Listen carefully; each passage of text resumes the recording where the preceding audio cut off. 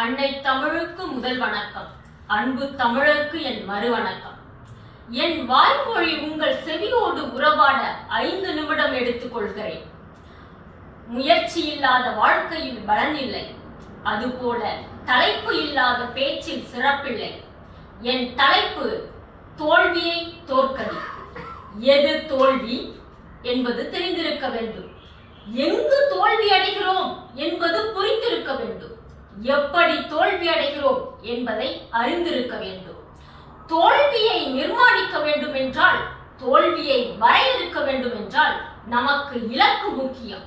இலக்கே இல்லாத ஒருவனால் தோல்வி எது என்பதை சரியாக வரையறை செய்துவிட முடியாது.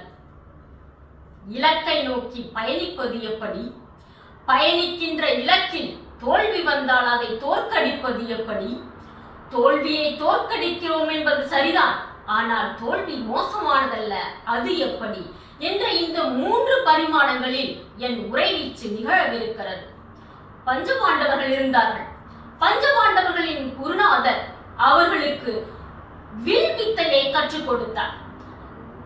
மரத்தின் மேல் இருக்கும் குருவியின் கண்ணை குறிபார்த்து அம்பெய்ய வேண்டும். இதுதான் அவர்களுக்கு நிர்ணயித்த இலக்கு. அந்த இலக்கை சரியாக செய்வதற்காக 5 பேரும் வந்தார்கள். முதலில் தர்மர் வந்தார். குருநாதர் கேட்டார், தர்மா, உனக்கு மரம் தெரிகிறதா? தெரிகிறது. கிளை தெரிகிறதா? தெரிகிறது. குருவி இருக்கிறதே, அது தெரிகிறதா? தெரிகிறது. குருவியின் கண்ணை குறிபார்த்து அம்பையை பார்ப்போம் என்றார். தர்மர் மட்டுமல்ல, தர்மரை தொடர்ந்து வந்த 4 பேராலும் குருவியின் கண்ணை குறிபார்த்து அம்பைய முடியவில்லை. கடைசியில் அர்ஜுனன் வந்தான். அர்ஜுனனிடம் குருநாதர் கேட்டார், அர்ஜுனா, உனக்கு மரம் தெரிகிறதா? தெரியவில்லை. மரத்தில் கிளை இருக்கிறதே, அது தெரிகிறதா? தெரியவில்லை. கிளையில் குருவி இருக்கிறதே, அது தெரிகிறதா? தெரியவில்லை. குருவியின் கண் தெரிகிறதா? தெரிகிறது. எங்கே? ஏய் பார்ப்போம் அம்பை என்றார். அர்ஜுனன் அம்பைதான். அந்த அம்பு சரியாக இலக்கை சென்றடைந்தது.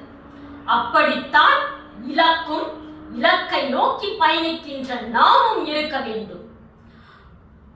விசையுறு பந்தினை போல் உள்ளம் வேண்டியபடி செல்லும் உடல் கேட்டேன் என்றார் பாரதியார்.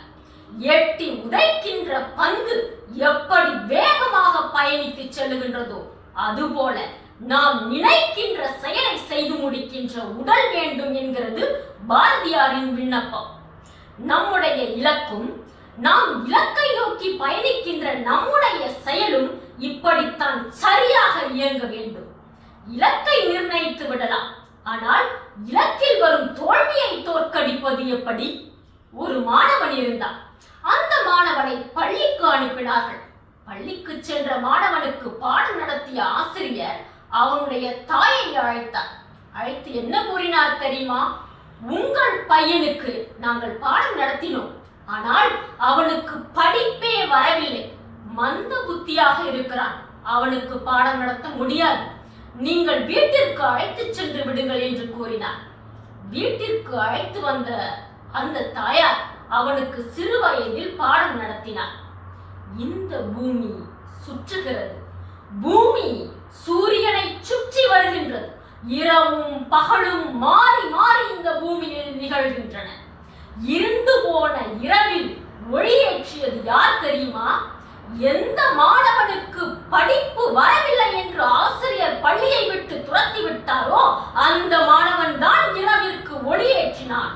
ஆம், அந்த மாணவன் தான் தாமஸ் ஆல்வா எடிசன். இருளுக்கு ஒளியேற்ற புறக்கணிக்கப்பட்ட தாமஸ் ஆல்வா எடிசனால் முடியும் என்றால் இளைஞர்களே, உங்களால் ஏன் முடியாது? தோல்வியை தோற்கடிக்க முடியும், ஆனால் தோல்வி மோசமானது அல்ல.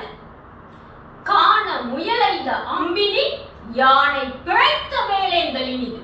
ஆம், காண முயலைத அம்பினில் யானை பிழைத்த வேலேந்தலினிது. தோல்வி எப்படி மோசமாகிவிட முடியாது தெரியுமா?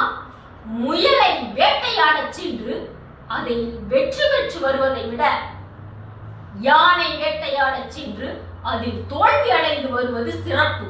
இது திருவள்ளுவரின் வாக்கு. சிறிய இலக்கை நிர்ணயித்துக் கொண்டு அந்த இலக்கில் வெற்றி பெறுவதை விட பெரிய இலக்கை நிர்ணயித்துக் கொண்டு அந்த இலக்கில் தோல்வி அடையும் போது அந்த தோல்வியே மிகச் சிறப்பான வெற்றியை தந்து விடுகிறது. உள்ளுவதெல்லாம் உயர்வுள்ளல் என்று சொன்னவர் இல்லையா அந்த வள்ளுவர். இளைஞர்களே, உங்கள் புருவ நெருப்பில் பூகம்பங்கள், விழி